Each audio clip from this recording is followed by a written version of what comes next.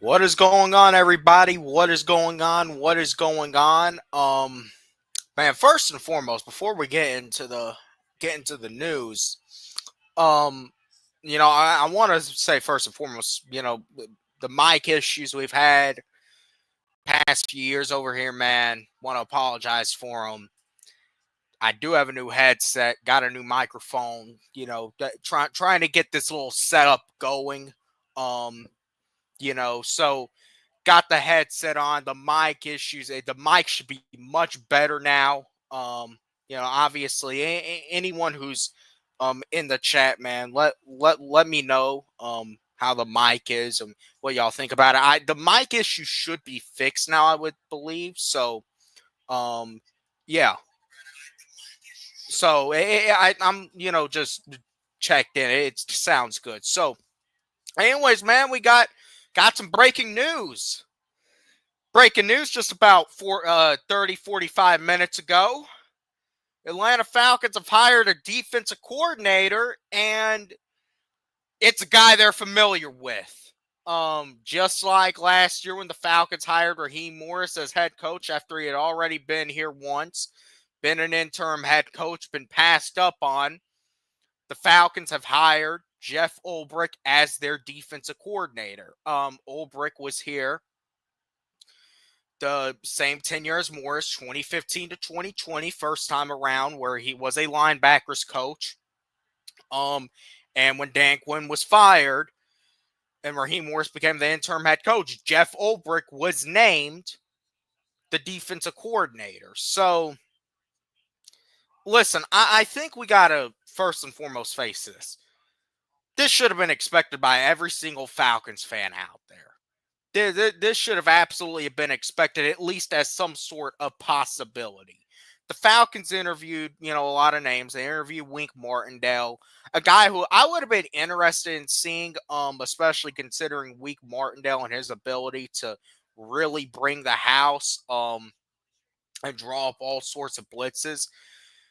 Falcons interviewed Steve Wilks, someone who they've interviewed now for 3 consecutive years, who has not gotten a job here.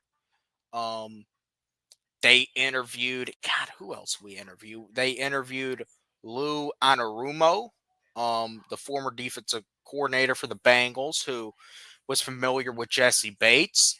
They interviewed some other guys, but ultimately the Falcons would settle for Jeff Ulbrich. Now, I want to go ahead and say this. Do I think the hire itself, the hire of Jeff Ulbrich, is a bad hire?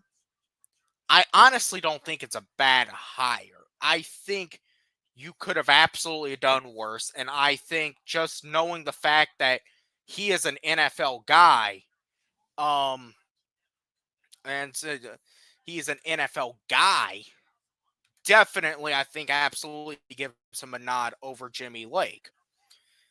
However, there's one big key in all this.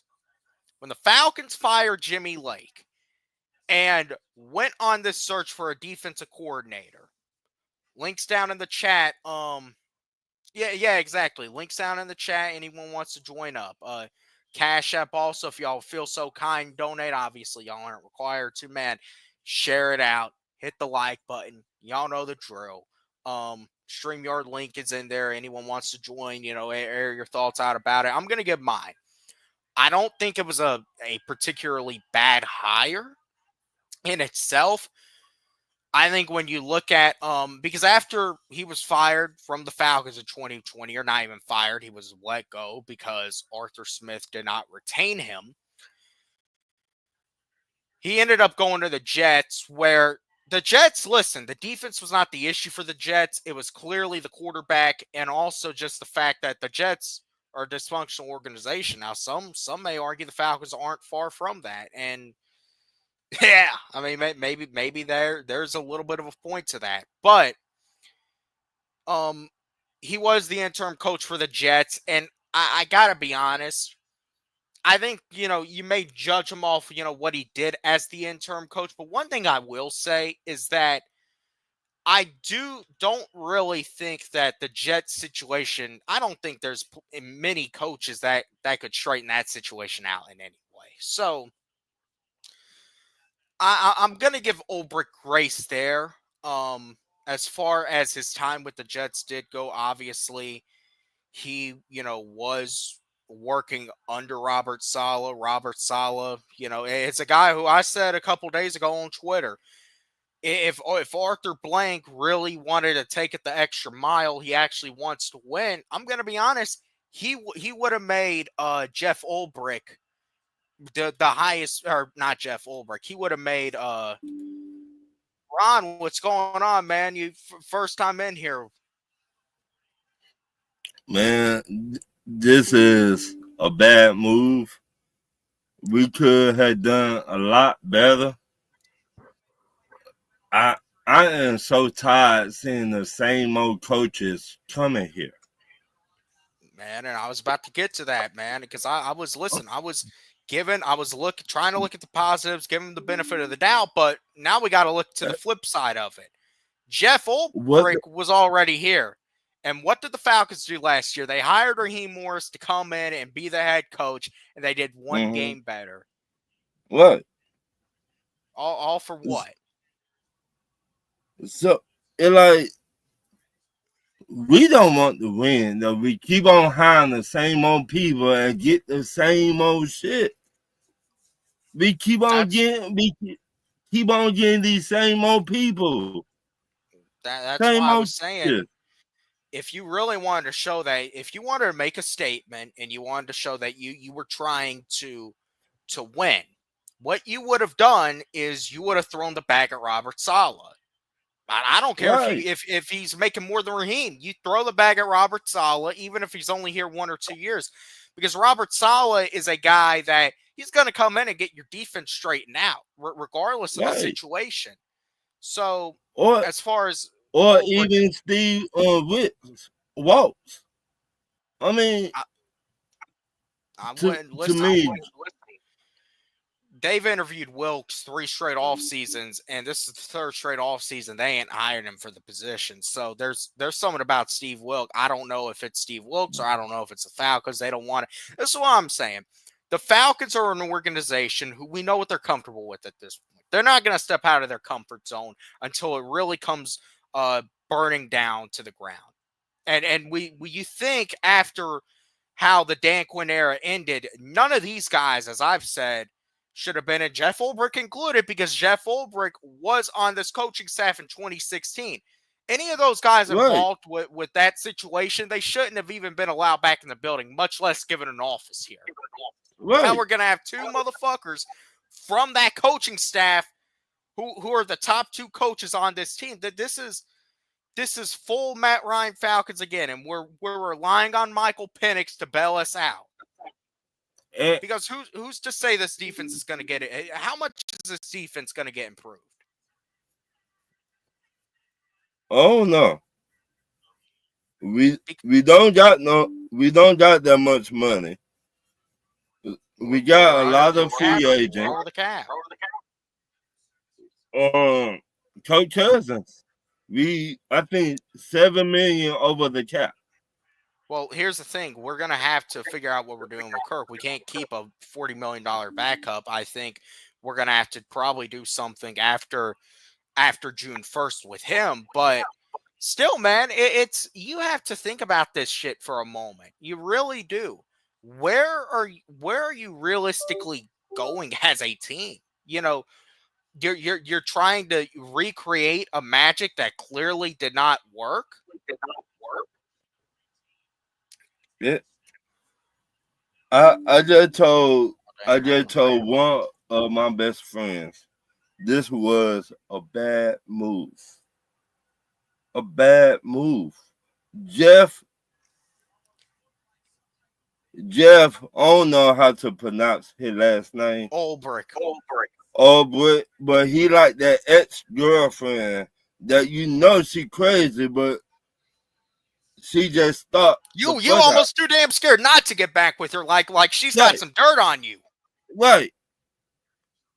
And like you know how crazy she is, but you keep on fucking with her.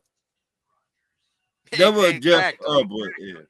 Like she got some dirt on you, and Right. you're too damn scared to not have her with you, and Right. not have control of them social medias. Exactly. And, No, I get you. I get you. and like he keep on trying to find a way to get back here. The same way with an ex-girlfriend. She keep And then on we're just trying on to our find knees praying it'll work out. right. And the fans, we don't got no say so whatsoever. And I get tired of being at the bottom of the map. I get tired of it. We not trying to win. Arthur Blank don't want to win, though. You keep on hiring these dumbasses that don't know shit about football. We got to keep in mind Arthur Blank doesn't really know much about football. But that's what I'm saying. Get people around you Arthur that Blank do thinks know. what he's doing is the right move. He thinks it's going to bring us success, but it hasn't so far. Who's to say? Now, I was getting ready to say this. I get the big criticism with it. I'm actually going to see what Jeff Ulbrich can do. I'm going to see if maybe maybe it's hoping and praying, but I'm going to see what he does, because this was only step one in absolutely transforming this defense into something that's not going to crap the bed for us with diarrhea all over it, with just that smell you can't get rid of. Right. We gotta get a pass rush in here. That's obvious. Jeff Ulbrich being a linebackers coach, I'd probably expect that's going to be one of their big focuses. I will say one thing about it. At least, I did not want another DB's guy in here. I guess that's the thing with Steve Wilkes, where Steve Wilkes is good and everything, but he's a DB's guy. We have too many damn DB guys in here. We need someone who at least has some focus on that front seven. But the thing with Ulbrich, he's already been here. Right. And it's failed. That my whole thing. He already been here. Why keep on hiring the same old people that been here? We could have got the dude from Michigan. That was with Baltimore. That was with Baltimore. What's up, man? Hey, man, how y'all doing? Besides pissed off. Just chopping it up. Yeah, well, same old Falcons, same old shit. You know how this is. Same old Falcons, baby. Talk to us. Look, want to bring you truth, but I'm just going to bring some straight aggravation. When are we as Falcon fans going to at least say the following? We ain't shit. We ain't ever going to be shit. And we need to stop thinking we the shit. Because that's what the Atlanta Falcons are. Because the leadership is not accountable. And Raheem proved it. You had the opportunity. You had a do-over. You got forgiveness for Jimmy Lake. All right. You closed down Lake Lanier. Chance. You closed down Lake Lanier. What did you do? Well, we could have gotten Steve Wilkes. Could have gotten Wink Martindale. Could have gotten, Robert Saleh was out there. All right. That's what you heard what I said, right? If Arthur Blank really wanted to make a statement, you make Robert Saleh. There's a report San Francisco is about to make him the highest paid coordinator in the league. Huh. Ain't that something? Damn it, I knew those nuggets for you. Why isn't Arthur Blank taking a little bit of money out of his son's trust fund and throwing it to Robert Saleh? Because he don't know how to go about it.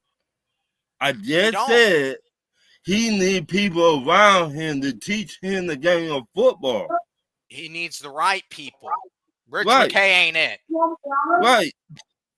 I said it on me and C-Dub show. I would have fired Rich McKay a long time ago. Why you keep on having these dudes around you that don't know shit? Well, I'm gonna chime this in, and you can interject too, Steve Dub, Ron, you too, if you think this is true or not. Is Arthur Blank, because Rich McKay's not just the CEO of the Atlanta Falcons. He's also a part of these. He's the head of the rules committee with the NFL. Is there some serious dirt on Arthur Blank that Rich McKay knows that could get the Falcons into some deep shit or get Arthur Blank into some deep shit that Rich McKay knows? And basically, it's motherfucker, you're stuck with me for life. To be fair, no. Here's the deal. We have an idiot. We have idiots in our franchise. All right? Arthur Blanks, or this is how I'm going to say it. Leadership is the idiots. All right? You have Arthur Blanks. He's an idiot. You have Rich McKay. He's an idiot. You have middle management. Oh, I'm sorry. That's Terry Fontenot. You have, and I'm not calling him by his name. He's middle management. He's not, because he don't know nothing. He has to have a committee to talk to him about everything. He doesn't have control. It's a collaboration effort. Hold on. Walmart managers have more to say about the Falcons than Terry Fontenot has. And I'm sorry. On that press conference, I was like, oh, wow, he was really forthcoming. No, he wasn't. He just came off as incompetent. So and Mark said when everyone was grilling his ass. Oh, yeah. And what's so funny is that they were talking about having to have a committee. Remember, Ron, about a committee to talk about a kicker's future.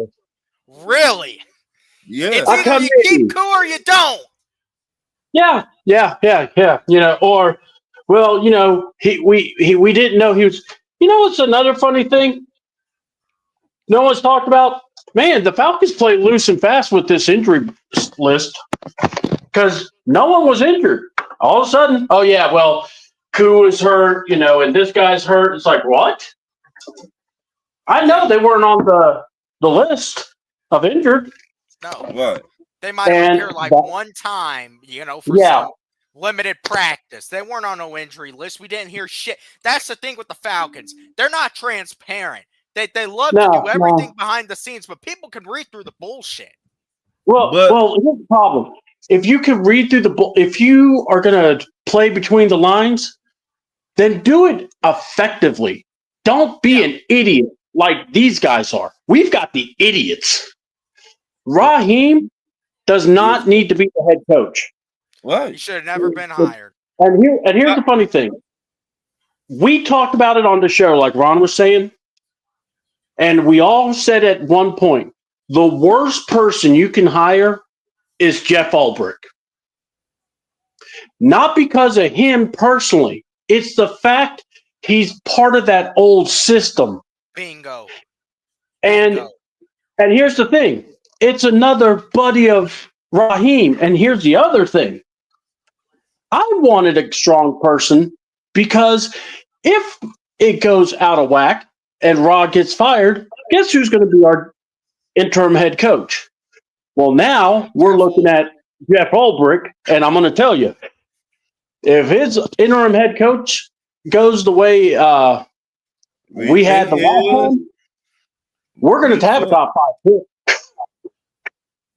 We might have a top 2 pick. I don't know about that, man. We got to really suck bad, and I don't know. We're going to fuck up and actually win some games. But we got Raheem as the head coach. We're putting everything into this offense now, is what we're doing. Yeah. This is Matt. Hold on. This is Matt Ryan 2.0. Yeah. What? You're looking at Michael Penix and going, good luck, kid. You got to win these games for us. Because your coach don't know how to coach. Your defense. Here's my thing.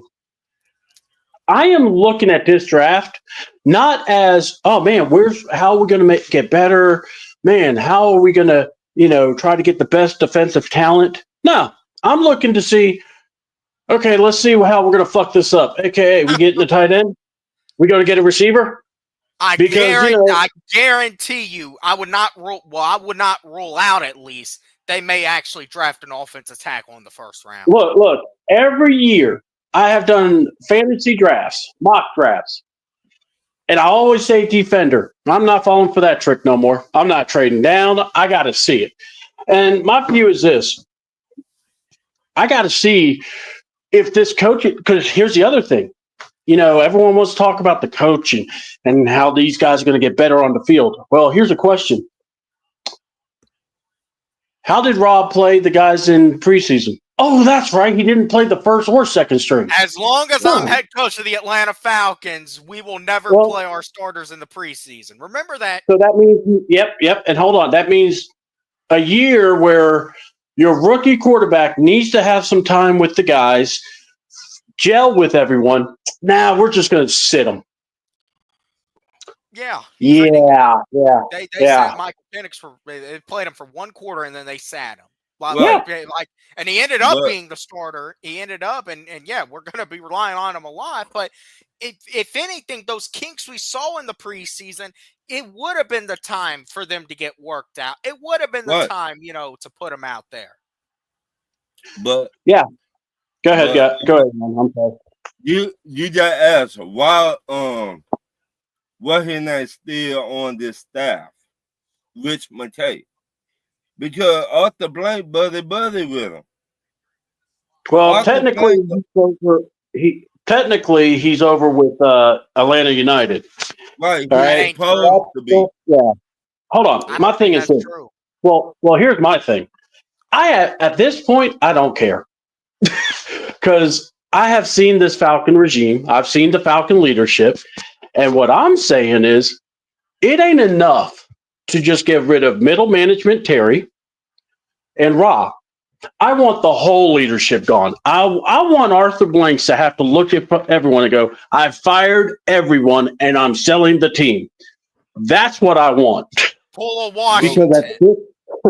Because basically you suck, sir. You're the problem. I have looked at everybody at this point, and now I'm looking at you going, you're the one allowing all this. And you always want to give a chance. You know what? I'd rather give me a guy that's a tyrant. Give me a guy that goes, I want to win. I don't give a damn about his injuries. Give me a guy that wants to be a champion. And we keep forgetting, it's like this.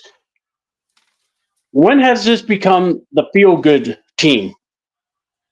No one's going to feel good about anything. This team gets everything they want. They get a new locker room. They get a new, plush palace in the training camp. They get a new stadium. Yeah. Right. But once again, who is holding the head coach, the owner, accountable? Nobody. That's the problem. That's our main problem. Because I am so damn tired being at the bottom. When we gonna get back to the top? Dude, we're all tired of being at the bottom, and we're hoping and praying Penix can lead us out of that. But even at that, when's it gonna? It's only gonna be so much until this defense they hold us back. You can hope Jeff Ulbrich. Guys, we're not. No, we can't say we're the bottom. We're not. No, we're not. We're not bottom, guys. No, we're not even the bottom of our division. Bottom. Saints no. Hold on. We're not bottom. We're mid. And last I checked, every time I have brought that up, everyone wants to look at me and go, C-Dub, stop. I'm like, no, we're mid. We're okay, but we're not great. But we're okay. But we can thump our chests and go, but that team sucks. Yes, but that team kicked your ass. Okay, we're not talking about that. That is what I think of when I think of the Falcons. But see, we're mid. That's a great point. You have those rankings, like you have red, you have orange, yellow, and you have green. The Falcons are at the higher end of that orange to maybe at times they can be at the lower end of that yellow. But that's where they are. That is mid. Yeah. Well, and that's the worst thing you could be. I mean, guess who else is in there? The Steelers, the Cowboys. There are teams that are basically mid.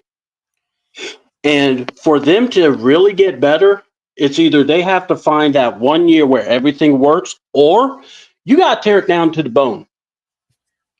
Now, for us, I don't think we have to. But those teams at least do have cultures. We've seen those teams in the past win Super Bowls. Oh, yeah. We've seen those teams make the playoffs. We're not even there. Yeah. But the problem is it started at the top. It started with Arthur Blank. Then it trickled down, then the head coaching, then the front office, then all that bullshit. I don't believe in Jeff. I don't believe in Raheem. I don't believe in Terry Farno. I like Jeff. I do. But I saw him take over a Jets team. And when Robert Saleh was gone, they nosedived. And it wasn't because of him. But let's just be honest. I know I read where they were not held accountable like they were with Robert Saleh. And that makes me go, ooh. And then you go with Raheem as a head coach. Holding anyone accountable. No. And I'm like I said, middle management ain't going to hold anyone accountable because that's it. Like I said, his name don't need to be spoken. He is middle management. He has to talk to everybody before everyone. And at this point, if we let Raw go, I want middle management gone. There is no use for you because basically that's all you are, middle management. I mean, at this point, it's like, well, he found Michael Penix. Did he? Or was it someone else? That's something nobody talks about. You know, they all want to look at, well, but look how much of a great coach he is or a great GM and numbers crunchers. Guys, do you know who was the other GM that they interviewed to take the Falcons job before they hired him? And if y'all need a hint, his team is playing right now. Yeah, his team's playing. His team's hosting the game. Seed, home field advantage, Ford Field rocking, and yet we got a dude who we don't even trust to run to Starbucks and get the lattes in the morning. Hell, he'll get those big ass overweight cookies. Yeah, they're afraid he'll crash. But yeah, the big. I believe his name is Brad Holmes. I think it is. Or I can't remember. Yeah, Brad Holmes.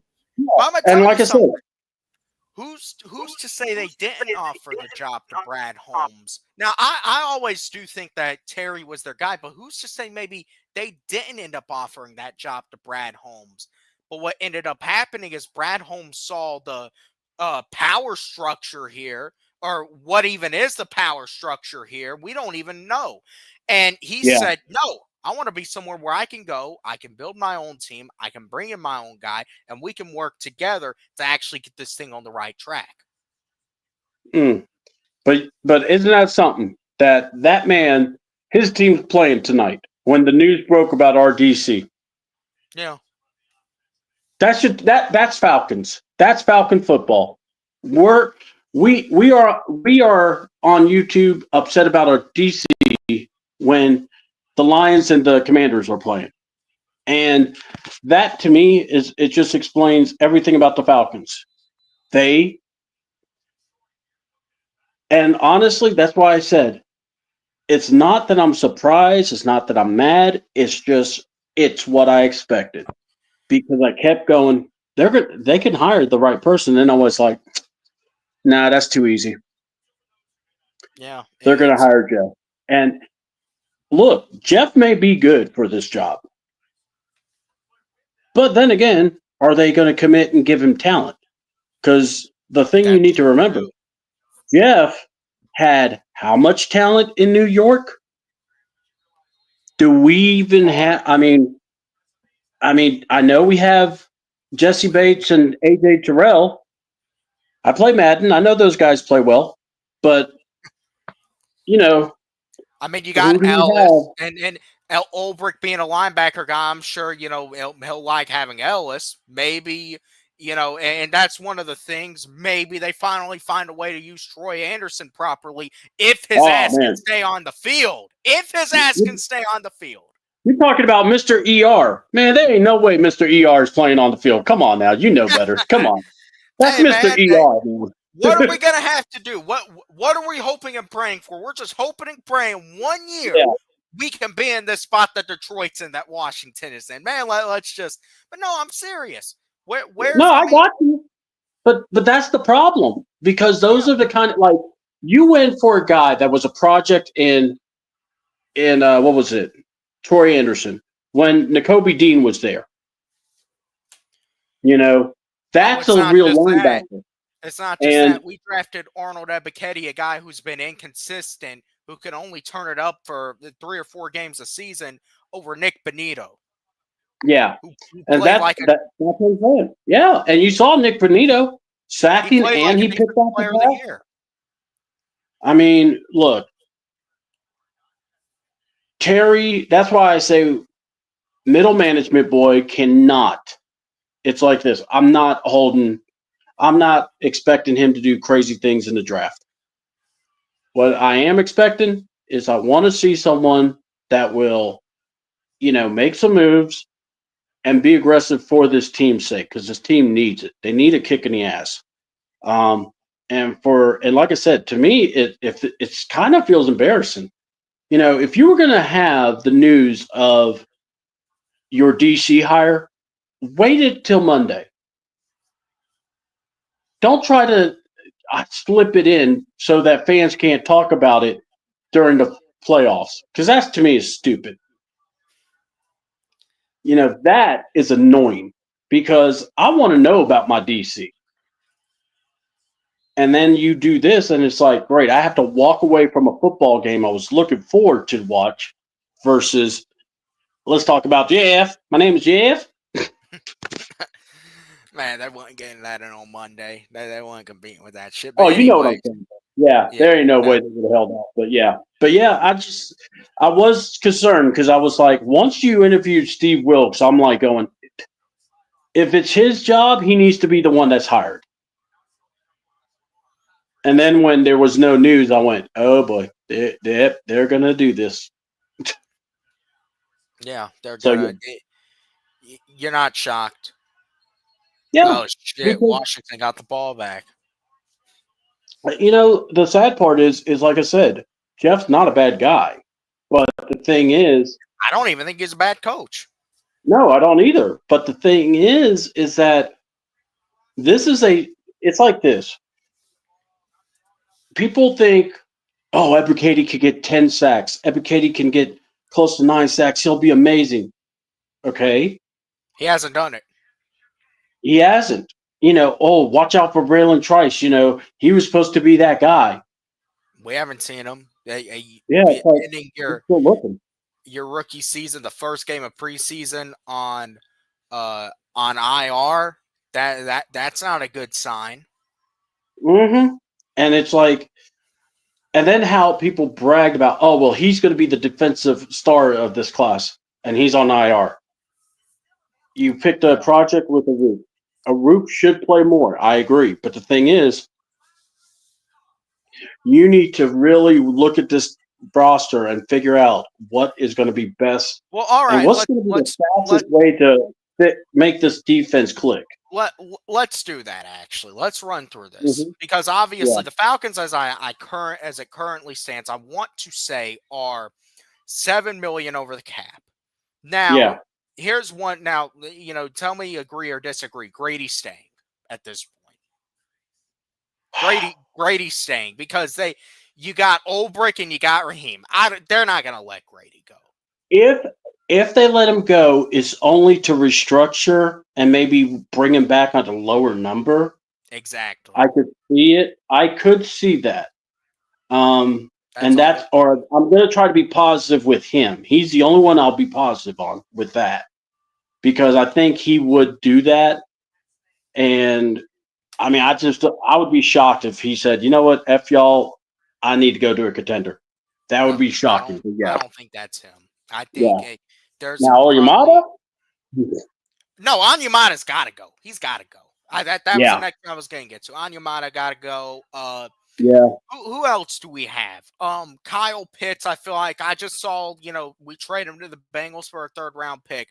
I could really see that, and I think that should honestly be the direction you take. Yeah, my thing is this. I would trade Kyle Pitts to the best offer. I don't care And that's if going to be it's the about a third round Giants. pick. Well, no, and that's what I'm saying. But I'm still looking for the best offer. As in, let's say the Giants say, "We'll give you a third round." Well, guess what? Their pick's going to be higher than the Bengals. That's Yeah, what I'm that's looking true. at. That's true. And that's how I would do it. It's like people going, "Oh, you might go to Kansas City. You might not if I'm trading his ass." Mm-mm. No. You know, look, Kansas City's got to give me something of value if I'm going to give up them this, And considering even if Kansas he is a City, piece of crap. you may have to go your second rounder. Yeah, that's exactly. If Kansas City, look, if Kansas says look, C-Dub, we'll give you a first round pick. Okay, I'm listening. Cool. Yeah, because that would be Great. more than I thought I would get. Or I'll give you a second. Okay, even though it's at the end of the first round or second round. Okay, because that's basically where they would pick from. Because they got the tag team partners, the rest. And another guy I'm looking at that has some money, we will have to talk about is Kurt. But the problem with Kurt is he has that no trade clause unless he waives it. And then it has to be to a team that works for him. Now, personally, I'm not afraid of that. I would actually welcome that because my thing is this. If you develop the conversation, if you develop the relationship, you should be able to look at Kurt and go, okay, Kurt, you want to be a starter. We understand. Where would you like to go? If you can't do that and you try to tell me you're going to make me eat how much money because you don't want to make him happy, at this point, here's what I said. You drafted Michael Penix without him knowing. That would have been right there. That would have been another reason why I would have fired you. But I've been like, this is where you have to fix it. And you're not, and I would say, you're not releasing him. You could trade him, but you need to work where he wants to go. But that's not impossible. I don't care. I don't care if they give me a bag of chips. That's a trade. Yeah, at this point, what? Yeah, because you screwed this up. Mm-hmm. You screwed this up. If you can find someone that will take the contract and take everything, that's where your, middle management man needs to figure it out. But but I'm thinking there are some other contracts that could get worked with. Like you could probably work with Lindstrom again. And I would Caleb extend Jesse McGarity, Bates. yeah. That would be a question if that's fair to do. Because if so, I'm down with that. My question is this: what about McGarity? Because Gary, see, this is the thing. I think a lot of people are, he's made improvements, yeah, and he's now. Listen, that's now Penix's blind side. So there's a very big conversation to be had with that because I feel like you're going to keep him, but the thing is, if you cut him, that's a lot of money you could save. no, well, if you cut him, it'd be money you could save. But then the other thing I say is this: it's like because you also got to look at Jake Matthews too. Yeah, and the question you have to look at is there a possibility of maybe switching? Like, could you put McGarity over at left? All right, and then basically you can, or not just that, get a new left guard, have Bergeron be the right tackle because that's what he was drafted to be anyway. See, I've thought about or that. do you just draft a right tackle and see where he ranks? Because I will say this: if we drafted a tackle, let me tell you something. This is where we're going to go back to this draft. You know what a Falcons thing to do would be? Drafting a right tackle or drafting a left tackle, whatever, and letting them sit a year. That would be something that this team would do. Well, I think with the way it goes with the offensive line, you're going to put the guy in to try to get the experience. And here's the thing, and also you got to look at the player's skill level too. Because I will say this: it's not a bad thing if these guys sit, but also if they feel like they can play, Why not? Just see. Because here's the other thing. If you draft, and what I was going to say was, if you draft an all offensive lineman, I can't get angry with it because here's why. You're building your trenches again. And you want to make sure you have someone young that can grow with Penix, that knows him. So I wouldn't be too upset with that idea. But like I said, I still, like me personally, I will say defense, but I would give them a pass if they draft offensive line because at least I could say, hey, they are addressing trenches, which I is can't something that, you know, listen. as I said, because here's the other thing. You want to protect Penix. You And do. that is the thing I have to also remember too. There is an injury history, but I just got to tell you this. Look, Mhm. even I thought, though by the way, I thought McNary played well. I thought. this is an offensive line, and I think you want to keep them Mhm. together, No, I because agree. it is a good offensive line, and it is a good position to have a rookie quarterback coming into. So Hmm. I think we got to think about it this way. Now, if they did do that, then, obviously it wouldn't be shocking. I guess it would be the one spot where you at least go, well, okay, they're trying to think about, keeping Penix as healthy as possible and keeping him upright. But also, I just don't know, as much as you can save money with McGarry.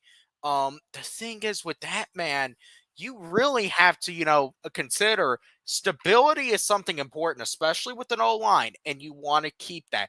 This draft, I would not be mad if they just went straight defense in this draft. I would not be mad Hmm. with it. Well, the only reason I'm just bringing it up is because I don't know who all's available.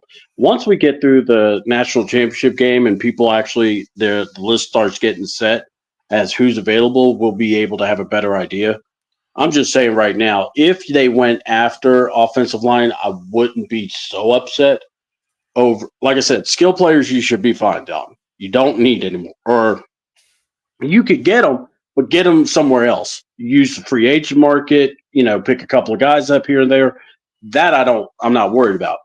But really, I like your idea of defense only because that is where, if you look at it, a lot of the playoff teams they get a lot of contributions from guys that are young players that have been in the system, learned, and have been better as they play. Oh, in a second, Tito. We got a Saints fan up in here laughing, and yet his team fucking sucks. Yeah. You can, but no, I think so. Do we go into the draft? Because I'm under the belief that, yeah, what's up, Jerry? I'm under the belief that we're going to actually draft a corner in this first round. I think the one thing about this draft is that it's full of shit we need. And this whole, remember when the middle management spokesperson would say best player available? Best player Yep. available? Mm-hmm. Well, we proved that number one, they don't draft best player available. But number two, Nope. that philosophy needs to be done.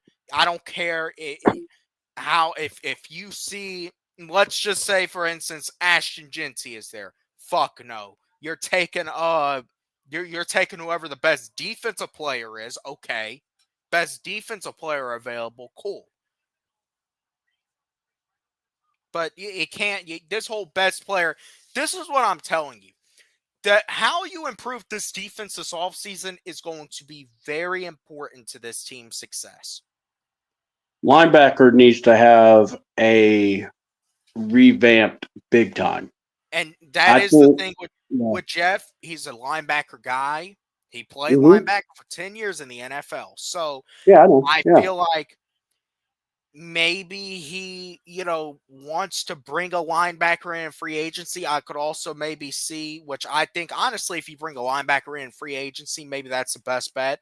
But I could also maybe see them, I wouldn't be shocked if they drafted a linebacker in the first round to get him his guy, someone, he feels like he could work with and be a vital part of this defense. But here's one thing. Here is the one thing I will say about Jeff.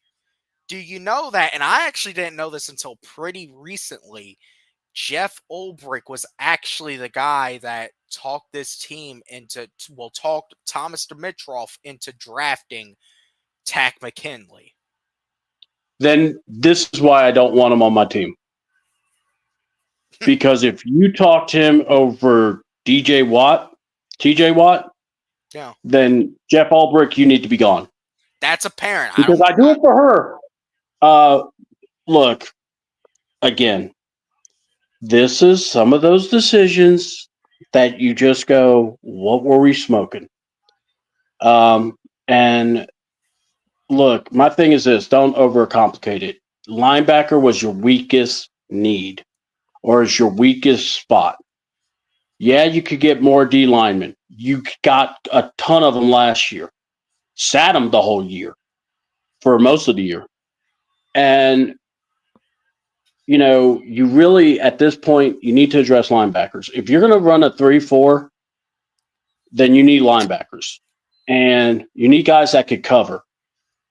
Safety, I would look at a safety. I would look at corner. But I'm looking at linebackers because when it came down to nut cutting time, how many tight ends beat us? How many guys just would get matched on a linebacker and kill us? That is the issue. And I mean, that's just the way it goes, man. And I just, you know, it's like this. I'm going to head out here in a bit, but I just want to let you know, I appreciate your show. My thing is, the hire is good. It ain't great. And yeah, and there's still the issue of, so are we a 3-4 or are we a 4-3?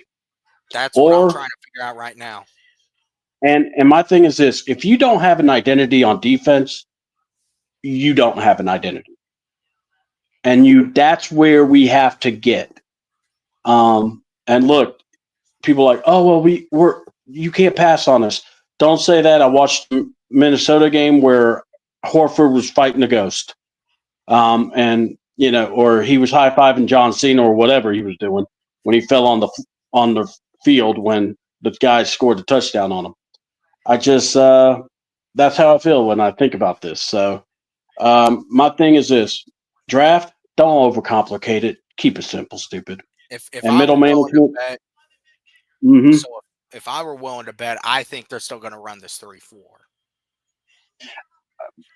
I kind of see it too. That's the feeling I get. Mm-hmm. Yeah. And yeah, I'm actually not even. It was more of a 4-3, but I get the feeling it's going to be more of a 3-4, especially with this guy being a linebacker guy. He's probably going to want those linebackers rushing, I would have to assume. So with really that in mind, I mean, if they switch over to a 4-3, as I say, I think it would absolutely be a better scheme fit. And I'm sure, you know, we'll hear from this guy within the week, and we'll, you know, hear him, you know, do the typical stuff a Falcons coach does. He'll probably say what scheme he runs. He'll probably come out and say, we want to be dominant. We want to be fast. We want to. He ain't going to add the other word in, but he's probably going to say, we want to be dominant. Yeah. Look. We want to be fast. You know, it was funny. I listened to DQ during a press conference or during an introduction before the game started. What'd he say? And what was it? He was saying a whole bunch of stuff, and he's like, as long as we can stay in brotherhood. Yep, he did, because he couldn't help it. It's like, we stay in brotherhood. And I looked at him, I said, I told you he was going to say it. She goes, damn. I'm like, that man is addicted to that word, man. That's brotherhood. Like I said, you know, he's got the Sons of Anarchy vest in the locker room still. I'll never forget he dropped that out. Until you blow a big ass lead, and then what brotherhood is that? Oh yeah. Then embrace the suck. I was so pissed when I heard that. I'm like, who wants? I'll never forget, because when I heard him say that, I said, we need to fire him now. And people were like, no, he just went to the Super Bowl. Like, yeah, and lost it in the most embarrassing way. I'm like, oh, yeah. All right, brother. Well, I'm out. I'll holler at you later on. Hey, man, I'll hear from you later, man. We'll be. All right, you take it easy, brother. You too. All right, no problem. Yeah, man, listen. Obviously, shout out to Ron, and shout out to C-Dub for coming in. I'm gonna say this because I really didn't, and no disrespect to those guys, shout out to those guys. Say this, I'm gonna kind of echo what C-Dub said. He's not a bad coach, he's not a bad hire. The issue with him is the fact that we're facing a situation where the Falcons are just repeating the cycle. This is another stage of the cycle that isn't being broken. And let's be clear.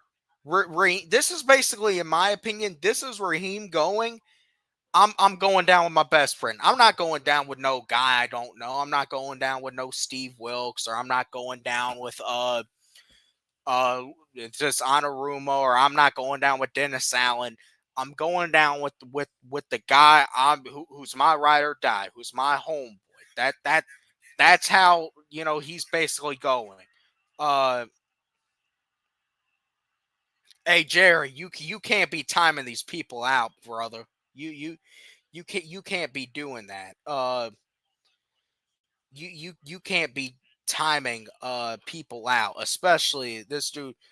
Yeah, Jerry, we might have to we might have to take your moderator status away for a little bit over here. You're gonna have to earn that shit back.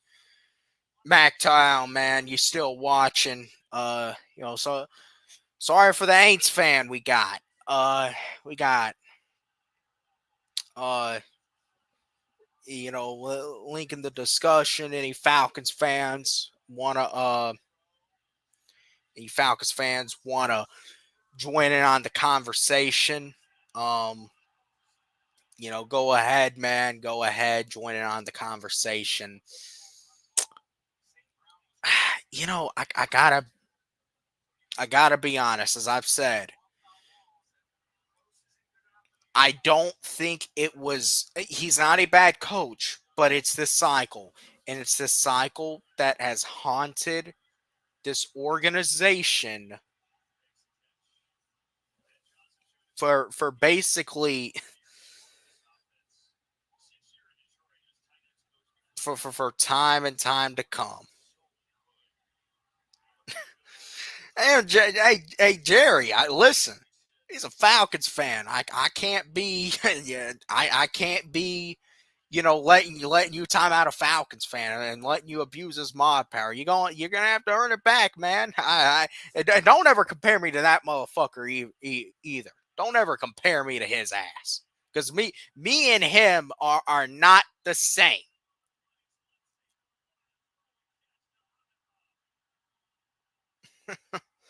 Oh man, listen, you're welcome over here, but I can't be having you time people out just because you get all your feelings hurt. I can't be having that, man. So yeah. But anyways, back to the discussion. I just feel like that this is one of those spots where now, what are you actually going to do to improve this team? What are you going to do to actually improve this team? To really, and I'm looking at it right now. Everyone I think is looking at this, after he became the interim head coach. But here's the thing. When you're an interim head coach, you're not expected to succeed. And we've seen this time and time again, especially for defense. That team checked out when Saleh was fired. That team checked out. That team, they didn't believe in shit. So that's the Jets for you. Yeah, Raheem wanted his homeboy. He wanted his best friend. He didn't want the guy who was going to shake things up. And that's the issue, man. That's the issue we've been in. The Falcons played it safe hiring this motherfucker last year. They played it safe. They didn't want to go get Belichick. They didn't want to go get a Harbaugh or even make a run at him. They went with this motherfucker because they wanted to play it safe. They wanted a guy that they could manipulate, a guy that they could control, a guy that clearly would not stand up to Rich McKay. Damn, now we got a Saints fan in here begging a Falcons fan for an apology. Anyways, listen. I'm gonna tell y'all this.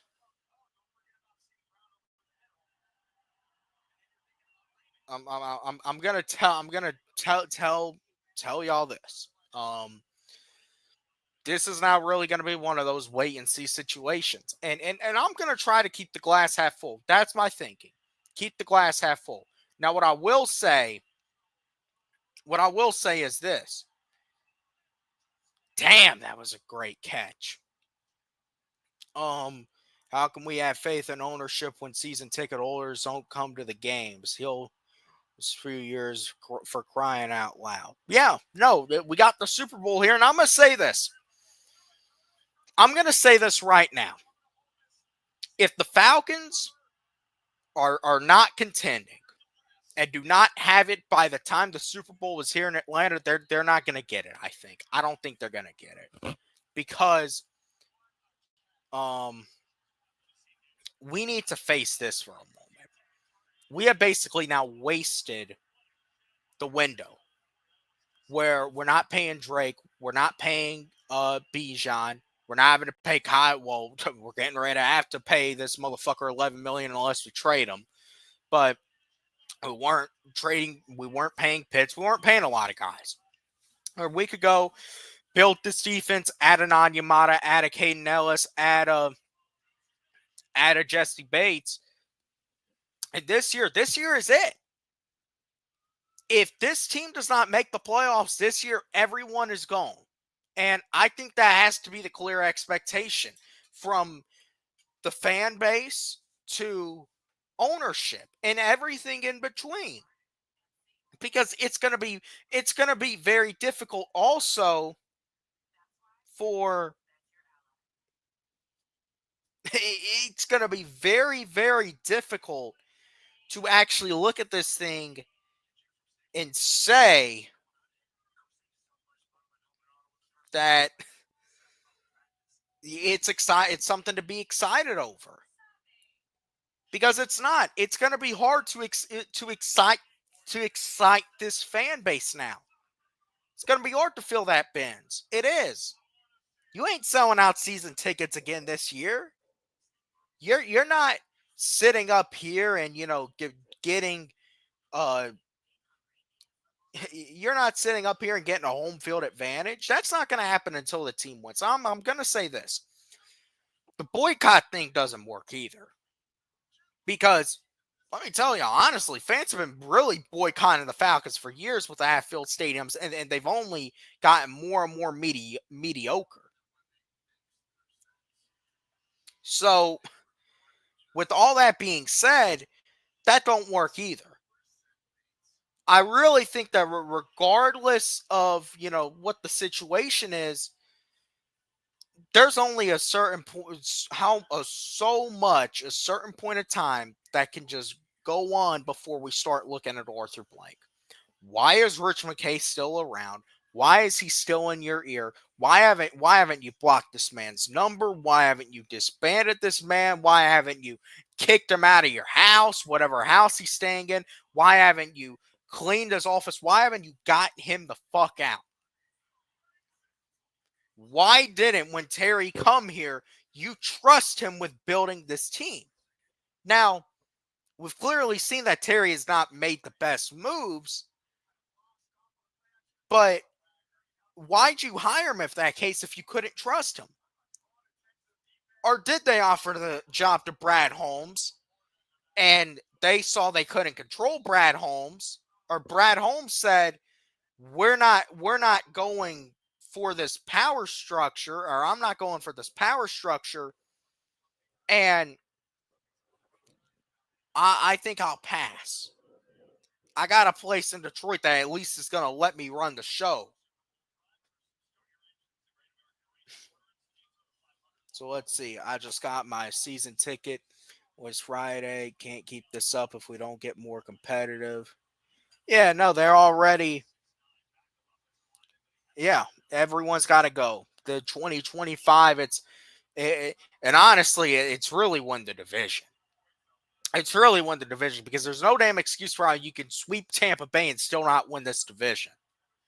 There's no excuse. So, yeah, those calling for, yeah, exactly. And I don't think this guy is selling the team. What I will say is, instead of selling the team, how about you hand it over to your son and see what your son can do? If we're in a spot next offseason, we're talking about we fired a coach, we fired a GM. Arthur Blank needs to say, I am handing over the football operations part of, the ownership of this team to my son. I'm handing the team over.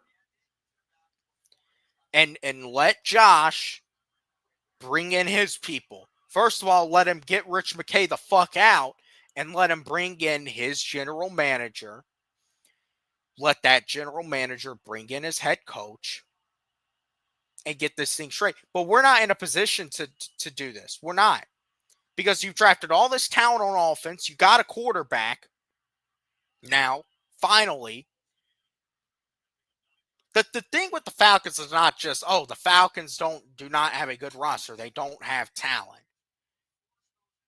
Now, that can be true in some instances, but it's not like we don't have anything. That's what's frustrating about it.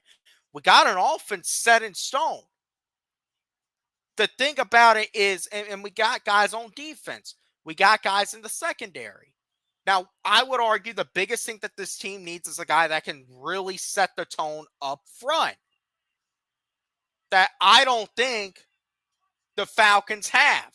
Because Grady Jarrett, I'm going to say, has really, I think at a point in his career, he could be that guy that could set the tone up front. But the fact you had nobody else makes him look actually a lot less productive than he could have been.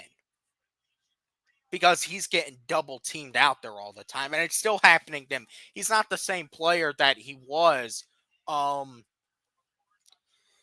few years ago. He's not the same player. So, I mean, I'm looking at it right now. Grady had 2.5 sacks on the year. And as much as I love Grady, I want him to be a Falcon for life. He is going to have to work out that contract. And even if that means, cutting him loose and, letting him go maybe just to, really maybe see, and you can bring him back on a smaller deal. That's probably what you're going to have to do. But regardless, you're really going to have to bring a guy in that can set the tone on defense. But we've been saying this for how long and they haven't done it. That is the issue with this team. They know what's wrong with them. And every year, that this whole collaborative effort thing, about we're going to collaborate on how to improve this team in whatever which way. And yet the team goes out and they're stuck in the same spot every year. And it eventually comes to a point where you're about to lose your job over it. Raheem knows he's probably not getting another opportunity as a head coach if this doesn't work out. So that's why I think he knows his job is on the line. And instead of actually maybe really reaching for that ceiling and trying to pull in a Robert Saleh, or at least trying to go with a Steve Wilks or someone who at least maybe trying something new, he went with he went with probably a guy who's one of his best friends on the planet.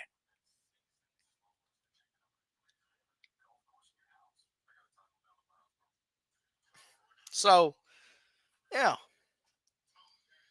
It's as far as what I think, I think they could have done worse. I think they could have hired that guy who was the defensive coordinator for the Bengals just because he had a relationship with Jesse Bates. And no disrespect to Jesse Bates, obviously. But they could have hired a variety of people. I even said out of everyone they interviewed, honestly, because I didn't interview Dennis Allen, who I actually would have been in favor of. They didn't interview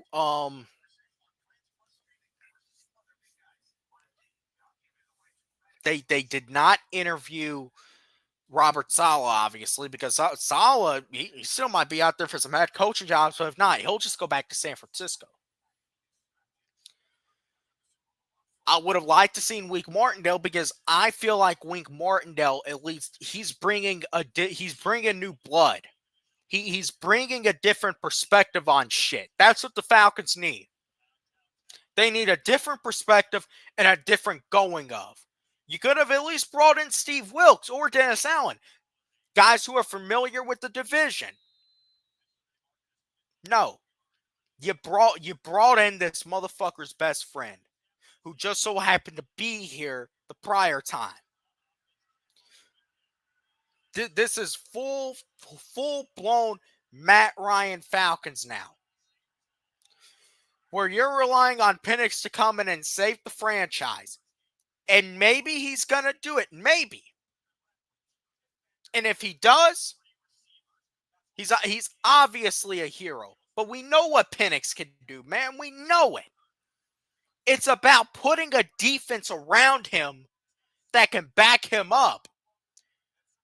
And that performances like he had in that game versus Carolina, or even doing everything he could late to win us the Washington game, put us in a position to win, it doesn't go out of the window because, the defense didn't hold up, or, the coach made some stupid fucking time management decisions. This is the issue that the Falcons have had practically for years, no matter who the coach is. And this is why people do not believe in this team. This is why it's hard for a motherfucker to look at it and say it's hard to believe in the Atlanta Falcons. It is. I hate saying that,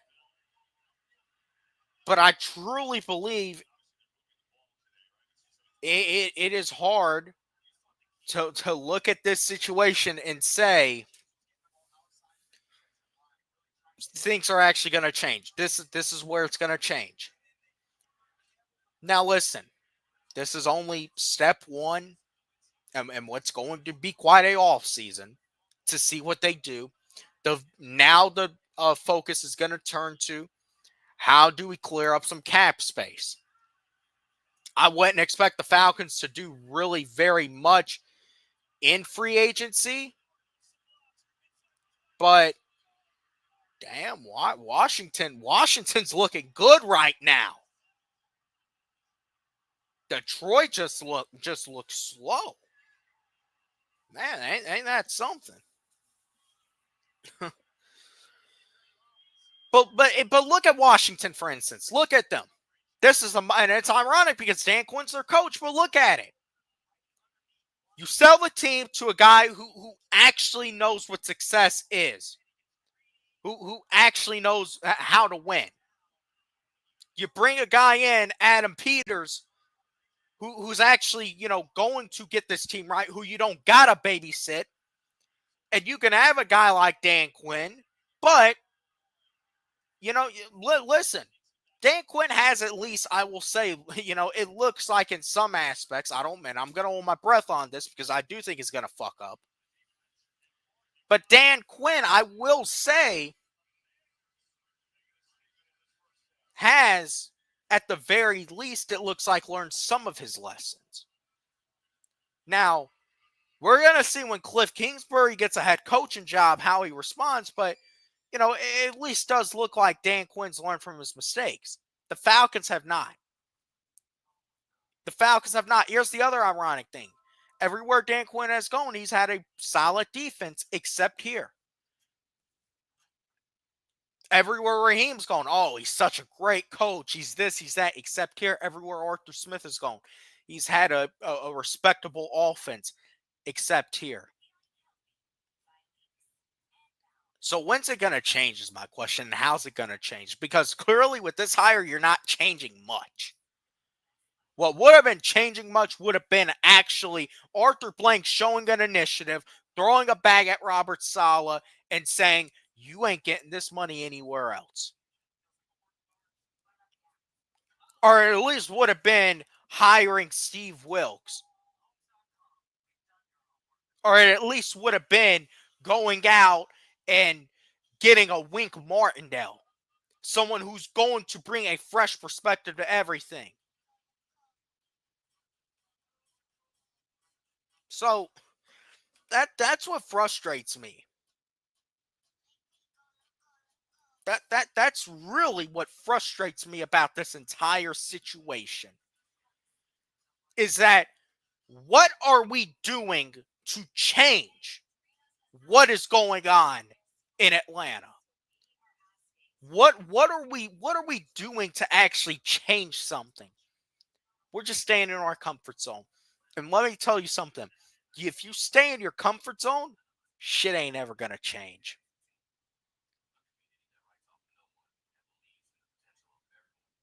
So anyways, I really don't have much else to say.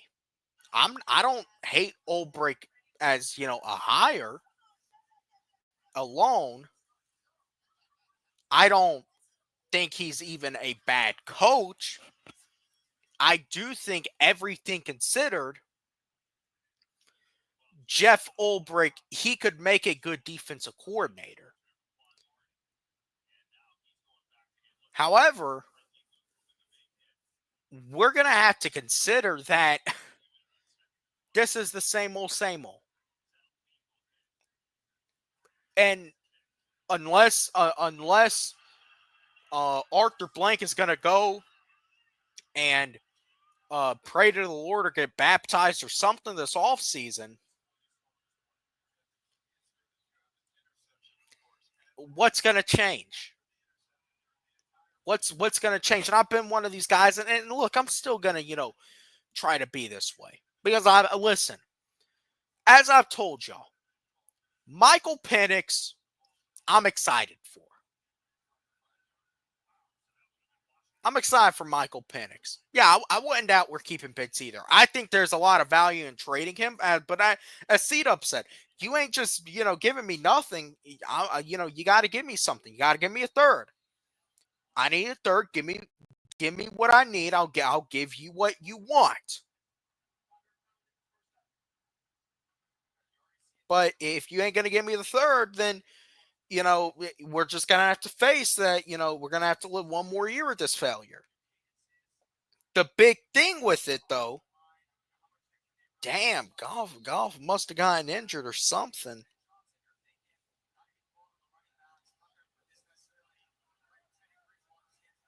Yeah, it's playing too safe. As far as Ulbrich goes, he's shown good qualities. I think you gotta have one good quality, and I think Ulbrich, the thing with the Jets is there is obviously talent, but I also look at it from the perspective of, they did have a solid defense, a lot of the time. And I think after Saleh left, you really got to look at that as just really kind of that you can't judge him, really off what you saw after Saleh left. However, we see these guys that are good everywhere else, and they get to Atlanta, and the defense they put out is trash. And we need a guy. We need a guy who can actually build something. We need a guy who can bring a pass rush here. And I don't think we got that. I don't think we have a guy that is going to, damn, he's taking that to the house.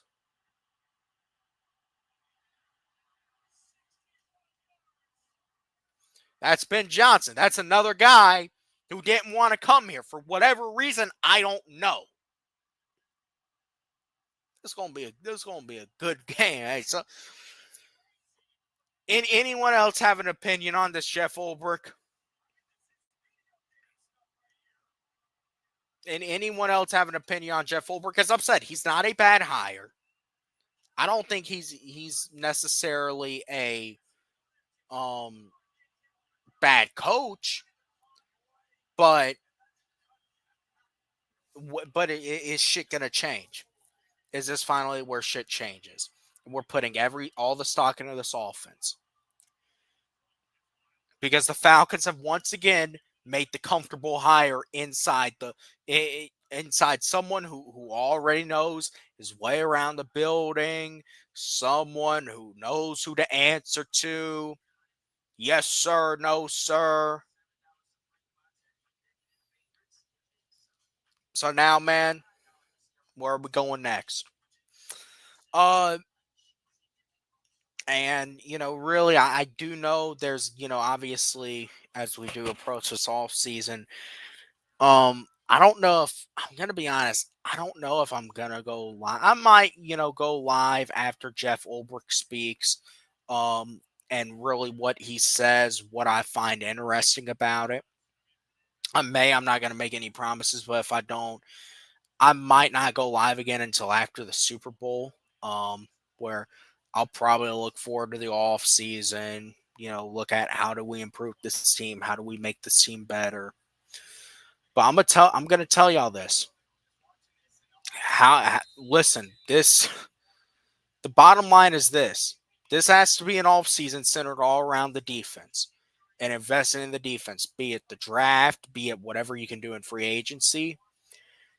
Do I think that Jeff Ulbrich was the worst hire you could have made as far as just being as actual coaching goes? No, but it just proves that you're trying to you're trying to stick to your process, and your process hasn't worked.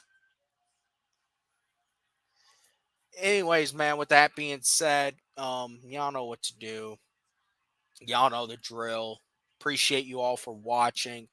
Antonio Brown, Jerry, Trucker Mike, shout out to Sea-Dog and the other dude Ron for coming in. MacTown, sorry about that. But anyways, man, with that being said, I will see you all in the next one.